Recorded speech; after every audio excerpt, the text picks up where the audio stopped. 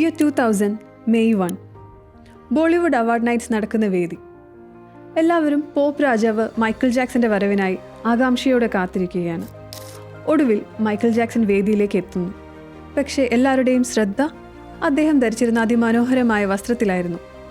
Indian embroidery work ഉപയോഗിച്ച് നിർമ്മിച്ച ഒരു സ്മാർട്ട് കർ ഷെർവാണി. അത് ഡിസൈൻ ചെയ്തതോ ഇന്ത്യൻ ഫാഷൻ ലോകത്തെ അതികായൻ മനീഷ് മൽഹോത്ര.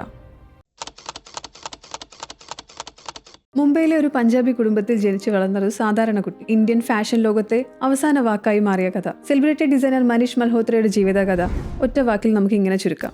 1965 മുംബൈയിലെ ഒരു ഇടത്തരം കുടുംബത്തിലാണ് മനീഷ് ജനിക്കുന്നത്.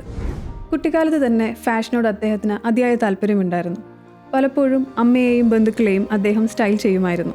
ഫാഷൻ ഡിസൈനിങ്ങിൽ യാതൊരുവിധ അക്കാഡമിക് ബാക്ക്ഗ്രൗണ്ടും ഇല്ലാതിരുന്ന അദ്ദേഹം മുംബൈയിലെ ബാന്ദ്രയിലെ ഒരു ചെറിയ ബൊട്ടിക്കിൽ ജോലി ചെയ്തുകൊണ്ട് ഡിസൈനിങ്ങിനെ കുറിച്ച് കൂടുതൽ പഠിച്ചു. അദ്ദേഹത്തിന്റെ 25-ാം വയസ്സിൽ സ്വർഗ് എന്ന ചിത്രത്തിലെ ജൂഹി ചൗളയുടെ വസ്ത്രങ്ങൾ ഡിസൈൻ ചെയ്തുകൊണ്ടാണ് ഇന്ത്യൻ സിനിമയിലെ മൽഹോത്ര ഏറയ്ക്ക് തുടക്കം കുറിച്ചത്.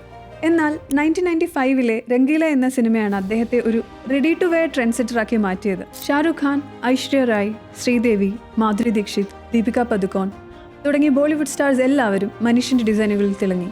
2005 അദ്ദേഹം മനീഷ് മൽഹോത്ര എന്ന സ്വന്തം ഫാഷൻ ലേബൽ ആരംഭിച്ചു. ട്രഡീഷണൽ ഹാൻഡിക്രാഫ്റ്റ്സിനെ മോഡേൺ സ്റ്റൈലുമായി സമന്വയിപ്പിച്ച അദ്ദേഹം ഇന്ത്യൻ ഹൈ ഫാഷൻ രംഗത്ത് പുതിയൊരു വിപ്ലവം സൃഷ്ടിച്ചു.